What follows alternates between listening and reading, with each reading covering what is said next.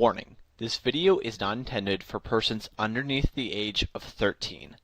Thank you. Yo man, I'm DAres1999, and I think that we could all benefit from getting a little closer to nature, if you know what I mean and stuff. So today's episode's all about the nature aspect of Dungeons and Dragons. Whoa. 'Cause dude, it's not all about the cities and the airships and the citadels. Sometimes you just gotta trek through the woods or explore a natural tunnel. Maybe you want to build a character that's got some of that nature power, if you know what I mean. Well, that's what we're doing today, man. So the first thing we're gonna do is totally from that Dungeon Master scene. Sorry guys, I couldn't keep that up for the whole video. Anyway, we are doing a nature campaign, but I'm not gonna sound like a hippie for all of this. So here's some stuff you can work with. Let's build a quick adventure together. The party starts in some town, or maybe they travel to it, and the town has been recently facing trouble with fey creatures. Once a week, sprites or dryads come in and attack the town and or kidnap people. The town asks the characters to investigate the happenings. If they agree, then maybe they track down the creatures through the woods. Along the way, they might have to fight various beasts such as, wolves or bears or eagles.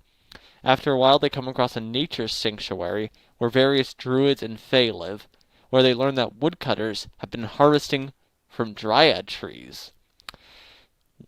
And they also find out that this has enraged some nature spirits that have to be subdued, so maybe they have to fight a fairy dragon or something similar.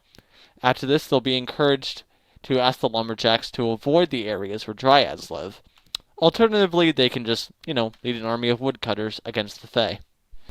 Now, my current group is currently going through an area that's known as the 50-Mile Woods, which is a giant magical forest, and they're about to enter its center, which acts as a fae reserve, and it's actually described in-world as being a Feywild. Now, with my current group for a podcast campaign, they are currently in a magical forest known as the 50-Mile Woods, and they are about to enter its magical center that acts as a sort of Fey reserve. It's even described in-world as being a Feywild. I can't go into too much detail of it, though, here, because there's at least a 50% chance that one of them's going to watch this video, and no spoilers, guys! Now, along that nature, there's also a number of plant-like creatures that you can send after your players. The most iconic of this is the tree ant. These are living tree creatures, but they have a CR of 9, so they're designed for more of a mid-level party, so it might be a while till you can really use them. It can slam into people and chuck rocks at them, and it also has an ability to just animate another tree to make it its ally.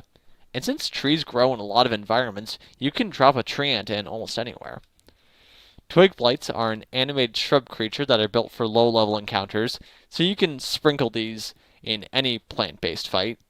I actually use their stats for specifically what I call an animated bush, which is just a reskinning, and the monk of the party, Thitch, well, let's just say that he has a particular animosity for these creatures. Now, let's change gears over to the from the plant kingdom to the fungus kingdom. For a creature known as the myconids, that's what we'll call them, and they're a race of fungi people that work better for a low-level party than the tree ants would. Their highest creature has a CR of 2. And these are actually really cool. Basically, rather than speak a language, they communicate via fungal spores, and they have this awesome feature where they can turn dead into plant zombies. So maybe the party is traveling through an Underdark, and they find that some town's been taken over by a myconid sovereign, and they have to go to rescue the survivors and or clear the fungi. During the battle, the sovereign can turn their own dead against them, or animate some already deceased bodies. For some other fungi, there's the Shrieker, which is a human-sized mushroom that gives off a terrible yell when people go by. Seriously, that's it. No actions, just a shrieking reaction. It can't even move. I guess it could be some type of weird cannon fodder.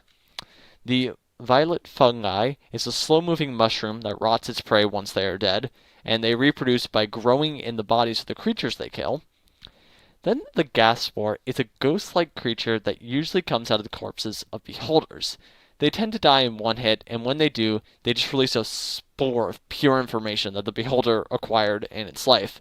So perhaps this could be some type of fact-finding mission where they slay a bunch of spores to learn something that a beholder once knew.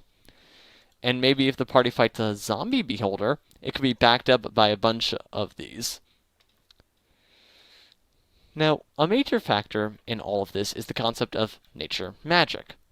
The way I see it, magic has three main sources. There is the divine, the arcane, and nature. All three of these basically come from the same source, that being the veil or universal core, or however you want to put it.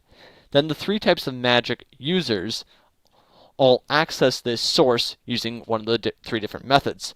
And this could probably be a video all on its own, but nature magic users, like druids and rangers, are just so in tune with reality that they can ride along it and shape it and draw on it, kind of like how a plant draws on sunlight and nutrients in the ground.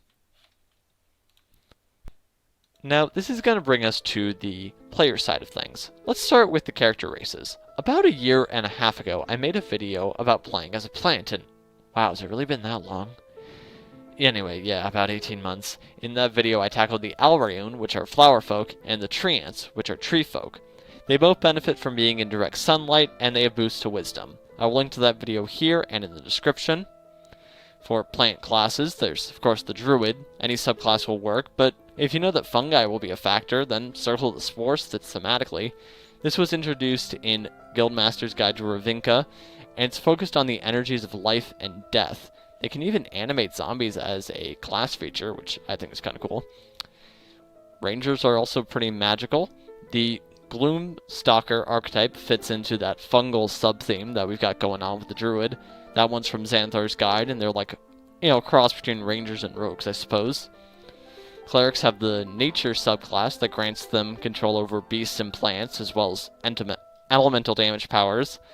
Though I can also see a case for Tempest, Twilight, Light, and you know what? There are a lot of clerical subclasses. This should be its own video at some point. If you want a barbarian in the party, then Path of the Totem Warrior works. That gives you the power of various animals, like eagles and bears and wolves. Sorcerers, I feel like, are a bit more natural than wizards, especially with the wild magic origin. You could build it around various nature spells as well, such as Thunder Wave, Web, and Lightning Bolt. Now those are the official options, but I also made my own Bard subclass called the College of Nature. Bards of this college know that the most beautiful songs come from the wild itself. And by the way, I know that there is a College of Nature on D&D Wiki, but I have not looked at that yet. I made this just kind of fresh on my own. So, at level 3, they can learn Druidic and get access to Druid spells. This is based off of how Divine Soul Sorcerers can learn clerical spells. At level 6, they can join in with the music of nature. This lets them have their counter charm give them and their allies resistance to elemental damage, and when they give an ally bardic inspiration, that creature also gains temporary hit points. Then at 14th level, they gain animal handling and can attempt to charm people using their nature song. Anyway, I think that's enough in regards to nature for today. This was a pretty fun video to make. Kind of want to do something similar with giants at some point, so subscribe for that. If you want to listen in on my party traveling through the 50-mile woods, check out the link in the description for our podcast. I will also have a link for the College of Nature subclass down there. See you guys next time. Have a great day, and God bless.